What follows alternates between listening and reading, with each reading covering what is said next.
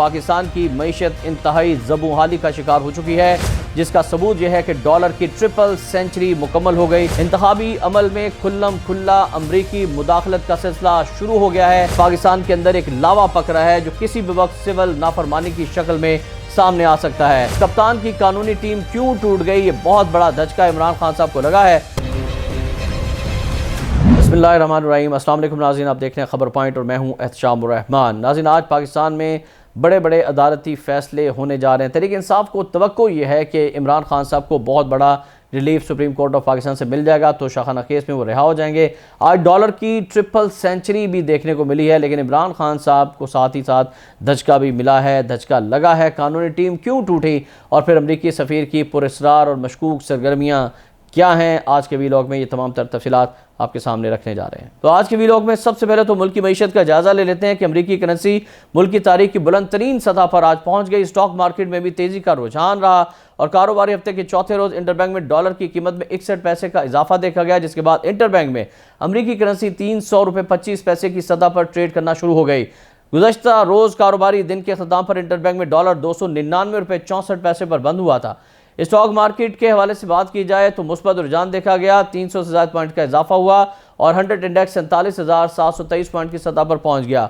उधर पाकिस्तान के अवाम, एक छोटी सी फैमिली भी 50-50 हज़ार रुपये के बिल जो है उनको मिल रहे हैं, जिसकी वजह से एक आम गरीब आदमी का पाकिस्तान के अंदर रहना, बच्चों को पालना, बच्चों को खिलाना, स्कूल में तालीम और एजुकेशन इंतहाई मुश्किल हो चुका है और किसी भी वक्त ये लावा पक कर एक ऐसी सूरत इख्तियार कर सकता है कि जिसमें लोग बाहर आकर सड़कों पर बिजली के बिलों को जला रहे होंगे और ये कह रहे होंगे कि हम बिजली के बिल नहीं अदा कर सकते, हुकूमत खुद ये बिल अदा करे। इतना ज़्यादा शहबाज सरकार ने IMF के नीचे लगकर झुककर आवाम को जो है वो ज़लील व ख्वार कर दिया है, जिसकी पाकिस्तान की तारीख में मिसाल नहीं मिलती है। इंतखाबात होने हैं पाकिस्तान के अंदर 90 दिन के अंदर, लेकिन इलेक्शन कमीशन जो है वो ऐसा लगता है कि किसी दबाव का शिकार है और वो ये कह रहा है कि हम इंतखाबात 90 दिन में नहीं करा सकते।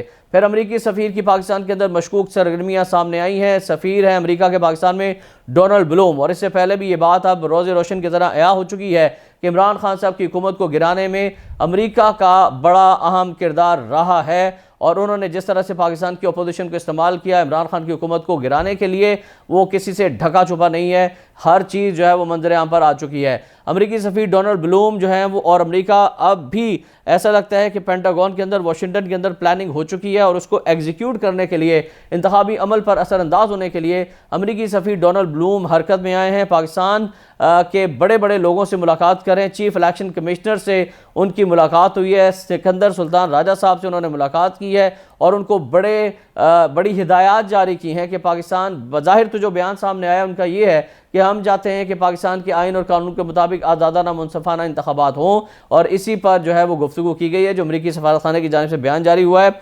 लेकिन अमरीकी सफ़ीर की जानिब से जो बयान जारी हुआ है कि शफाफ इंतखाबात के लिए अमरीका पाकिस्तान की इलेक्शन कमीशन की हिमायत करेगा, पाकिस्तान के मुस्तकबिल के रहनुमाओं का इंतखाब करना पाकिस्तानी अवाम का काम है, हक़ है और अमरीका पाकिस्तान से ताल्लुकात को मज़ीद गहरा और वसी करने के लिए पुरअज़्म है। अमरीकी सफ़ीर का ये भी कहना था कि पाकिस्तानियों के मुंतखब करदा नुमाइंदों के साथ मिलकर काम करता रहेगा। और गुज़श्ता रोज़ निगरान वज़ीर ख़ारजा जलील अब्बास जिलानी से अमरीकी सफ़ीर डोनाल्ड ब्लूम ने भी मुलाकात की थी, तो ये बड़ी अहम मुलाकातें हैं। फिर अमरीका जो कुछ चाहता है, अगर पाकिस्तानी अवाम की विल की बात की जाए तो पाकिस्तानी अवाम जो चाहते हैं वो अमरीका भी जानता है, वो सारे लोग जानते हैं जो इस वक्त इक़्तिदार के ऐवानों में बैठे हैं या उस हल्के के अंदर मौजूद हैं जो कि बड़े बड़े फ़ैसले पाकिस्तान के करता है और असल फ़ैसले जहाँ से होते हैं, तो सबको पता है कि अवाम की विल क्या है। लेकिन अमरीका जो है वो उसको कोई ये ज़ेब देती ही नहीं है कि वो पाकिस्तान के चीफ इलेक्शन कमिश्नर को डिक्टेट करे या हिदायत दे इंतखाबात के हवाले से कि इंतखाबात पाकिस्तान में कैसे होने चाहिए। कोई और मुल्क ऐसा हमने नहीं देखा जो चीफ इलेक्शन कमिश्नर से इस तरह से मुलाकात करता हो और पाकिस्तान के इंतखाबी अमल पर असरअंदाज होने की कोशिश करता हो। लेकिन ये अमरीका ही है जो साइफर के ज़रिए से पहले धमकियाँ देता है, उसके बाद अब इंतखाबात में अपनी मनपसंद सियासी जमातों को आगे लाने के लिए कुछ हिदायत सामने आई हैं और ये आइंदा आने वाला वक्त जो है वो बेहतर बताएगा। Chief election commissioner Sikandar Sultan Raja की ज़ेर सदारत इस मुलाकात के बाद बड़ा अहम इजलास हुआ। इलेक्शन कमीशन के मुशावरती इजलासे से कहा गया है मेंबरान election commission, secretary election commission इसमें शरीक थे। सदर ममलिकत का जो दावतनामा था उस समेत दीगर आइनी मामलात का जायजा लिया गया है। सदर ममलिकत ने दावतनामा भेजा था कि सिकंदर सुल्तान राजा साहब, आप चीफ इलेक्शन कमिश्नर हैं, 90 दिन के अंदर आपने इंतखाबात कराने हैं, आप तशरीफ़ लाएँ ऐवान सदर में और आपसे हमने बात करनी है ताकि तारीख जो है वो फाइनल की जा सके। लेकिन सिकंदर सुल्तान राजा साहब जो हैं चीफ इलेक्शन कमिश्नर है पाकिस्तान के, उन्होंने सदर मुमलिकत आरिफ अलवी साहब से तो मुलाकात नहीं की, लेकिन अमरीकी सफ़ीर डोनाल्ड ब्लूम से मुलाकात जो है वो बड़े फ़ख्र के साथ की है।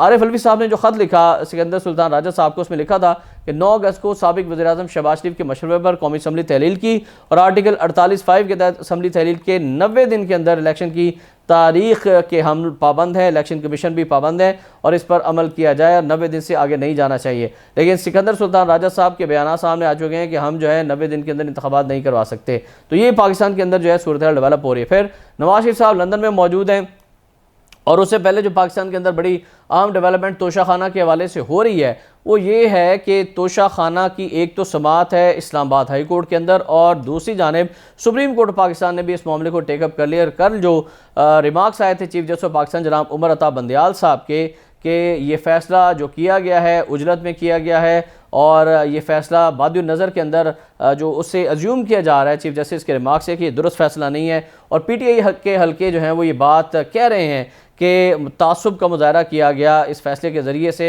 और इमरान खान साहब को रिलीफ मिलना चाहिए, उनकी रिहाई जो है वो मुमकिन है कि सुप्रीम कोर्ट पाकिस्तान उनकी रिहाई का हुक्म दे दे। तो इस पर नवाज शरीफ साहब जो है वो तिलमिला उठे हैं और उन्होंने अदलिया पर ताबड़तोड़ वार किए हैं, ज़ुबानी लफ्ज़ी जुमले गोलाबारी की गई है। उन्होंने कहा कि जी मुझे नाहल गिरफ्तार और हुकूमत ख़त्म करने में साबिक चीफ जस्टिस सुप्रीम कोर्ट में बैठे उनके साथी शामिल थे।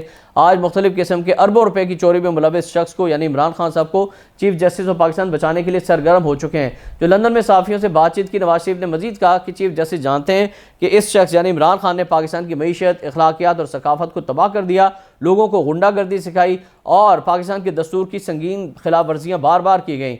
नवाज शरीफ साहब ने कहा कि चेयरमैन PTI को बचाकर चीफ जस्टिस ऑफ पाकिस्तान अपने मुस्तकबिल को दाव पर लगा रहे हैं। मुझे बहुत दुख है, सब कुछ जानते हुए भी वो इसकी हिमायत में निकले हुए हैं। मुस्लिम लीग नून के कायद ने कहा कि साबिक चीफ जस्टिस साकिब निसार ने कहा था कि नवाज शरीफ को नाअहल करना और जेल में डालना है, जिसकी गवाही उनके जस्टिस शौकत अजीज सिद्दीकी जैसे लोगों ने भी दी। उन्होंने कहा कि ये रिकॉर्ड पर है कि माजी में साकिब निसार ने भी ये बात कही कि मरीम नवाज और नवाज शरीफ को हमें जेल में डालकर इमरान खान को लाना है, ये उन लोगों का फैसला है। नवाज शरीफ साहब ने इन्वर्टेड कॉमा में इस्टेब्लिशमेंट की तरफ इशारा किया। नवाज शरीफ साहब ने नाम लिए बगैर कहा कि अपोजिशन के साथ उन्होंने जिस तरह का रवैया रखा और ख़ुद अपोजिशन में बैठकर धरने और एहतजाज के अलावा कुछ नहीं किया, जबकि अल्लाह के फजल से हम बहुत कुछ काम कर गए।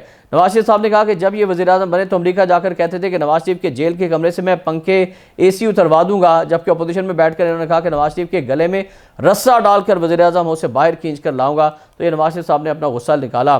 तो तोशाखाना केस, फौजदारी केस में चेयरमैन PTI की सज़ा के खिलाफ अपील और सज़ा की मौतली की दरख्वास्त पर सुप्रीम कोर्ट में समाअत हो रही है। इस्लामाबाद हाई कोर्ट में भी ये समाअत हो रही है। पहले सुप्रीम कोर्ट ने कहा था कि इस्लामाबाद हाई कोर्ट को फैसला कर ले, उसके बाद फिर हम इसको देखेंगे। तो इस्लामाबाद हाई कोर्ट के चीफ जस्टिस जनाब आमिर फारूक और जस्टिस तारिक जहांगीरी साहब पर मुश्तमिल डिविजनल बेंच जो है वो इस केस की समाअत कर रहा है। फिर इस मामले को चीफ जस्टिस भी टेकअप कर चुके हैं।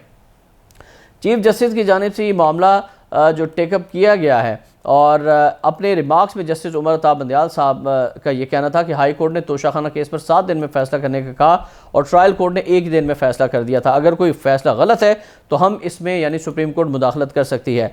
तो जानिब आज एक बड़ी अहम खबर भी है कि सुप्रीम कोर्ट ऑफ पाकिस्तान के अंदर जो इमरान खान साहब को डिफेंड कर रहे हैं, इमरान खान साहब की जो कानूनी टीम है वो उसमें दरारें पड़ती हुई हमें दिखाई दी हैं और कानूनी टीम जो है वो टूट गई है। मारूफ कानूनदान है ख्वाजा हारिस साहब, तोशाखाना केस में चेयरमैन तहरीक इंसाफ PTI की कानूनी टीम से आज अलग हो गए हैं। पता चला है कि ख्वाजा हारिस ने चेयरमैन PTI की कानूनी टीम में डिसिप्लिन पर तहफ़्फ़ुज़ात थे और इसी वजह से कानूनी टीम से अलहदगी हासिल की है। ख्वाजा हारिस की जानिब से खुद को केस से अलहदा करने के बाद अब supreme court Islamabad high court में चेयरमैन PTI की नुमाइंदगी सरदार लतीफ़ खोसा और दीगर वकला करेंगे। ख्वाजा हारिस साहब ने केस की तमाम फाइलें चेयरमैन PTI की लीगल टीम को भिजवा दी हैं और इस्लामाबाद हाई कोर्ट में साबिक वज़ीर-ए-आज़म की सज़ा मौतली की दरख्वास्त पर समाअत के लिए ख्वाजा हारिस ही आज अदालत में पेश नहीं होंगे, जबकि दीगर लीगल टीम के लोग आज उन्होंने पेश किए। दूसरी जानिब नाज़रीन 22 अगस्त की समाअत में भी ख्वाजा हारिस अदालत में पेश नहीं हुए थे। तोशाखाना केस से मुतालिक सुप्रीम कोर्ट में ज़ेर समाअत दरख्वास्त में भी ख्वाजा हारिस वकील नहीं होंगे। ख्वाजा हारिस ने इस्लामाबाद हाई कोर्ट के चीफ जस्टिस आमिर फारूक साहब पर एतराज़ ना उठाने का PTI को मशवरा दिया था और यही वो बुनियादी वजह है कि वो अलग हुए हैं कानूनी टीम से, लेकिन तहरीक इंसाफ ने ये मशवरा नहीं माना और सुप्रीम कोर्ट में दरख्वास्त दायर कर दी। चीफ जस्टिस इस्लामाबाद पर अदम एतमाद का इजहार कर दिया और PTI के ऑफिशियल ट्विटर हैंडल पर कोर कमेटी की जानिब से जो ट्वीट की गई है उस पर भी आपको बताएंगे तफसीलन। लेकिन ये वो वजूहात हैं जो ख्वाजा हारिस साहब के PTI की लीगल टीम से जाने की हैं कि उन्होंने कहा था जी इस्लामाबाद हाई कोर्ट के चीफ जस्टिस के खिलाफ दरख्वास्त दायर ना करें। इस पर इख्तलाफात हुए और वो जो है वो टीम से अलग हो गए। अच्छा नाज़रीन, अब उस ट्वीट की बात कर लें जो PTI के ऑफिशियल ट्विटर हैंडल पर कोर कमेटी तहरीक इंसाफ की जानिब से की गई है। और चेयरमैन तहरीक इंसाफ इमरान खान की तोशाखाना केस में ट्रायल के फैसले के खिलाफ अपील पर इस्लामाबाद हाई कोर्ट में समाअत भी हुई और पाकिस्तान तहरीक इंसाफ की जानिब से मुकदमे की समाअत जुमेरात तक मुलतवी किए जाने की शदीद मजम्मत इस बयान में की गई और कहा गया कि जी chief justice Islamabad high court से ख़ुद को मुकदमे की समाअत से अलहदगी और मामला किसी दूसरे बेंच के हवाले करने का हम मुतालबा करते हैं, क्योंकि वो कानून इंसाफ को महज एक मजाक बना रहे हैं, अदालत को तमाशा बना दिया है। मुजरमों का सहूलतकार और तासुब से मगलूब शख्स चीफ जस्टिस के मनसब पर बैठने का अहल है, ना ही उसे फराहमी इंसाफ की हसास तरीन जिम्मेदारी सौंपी जा सकती है। और भी बहुत सारे इस तरह के आला अदलिया पर यानी इस्लामाबाद हाई कोर्ट के मुअज़्ज़ज़ चीफ जस्टिस पर इल्ज़ामात हैं पाकिस्तान तहरीक इंसाफ के, जो उन्होंने अपना गुस्सा निकाला है इमरान खान साहब की गिरफ्तारी के हवाले से, वो हम यहाँ पर बयान नहीं कर सकते। नाज़रीन, ये था आज का हमारा वीलॉग। इस दुआ के साथ कि अल्लाह ताला पाकिस्तान का हामी और नासिर हो, पाकिस्तान की मुश्किलात ख़त्म कर दे, पाकिस्तान के अवाम की मुश्किलात को ख़त्म कर दे और यहाँ पर खुशहाली का दौर दौरा हो। इजाज़त दीजिएगा एहतशाम रहमान को। अल्लाह हाफ़िज़।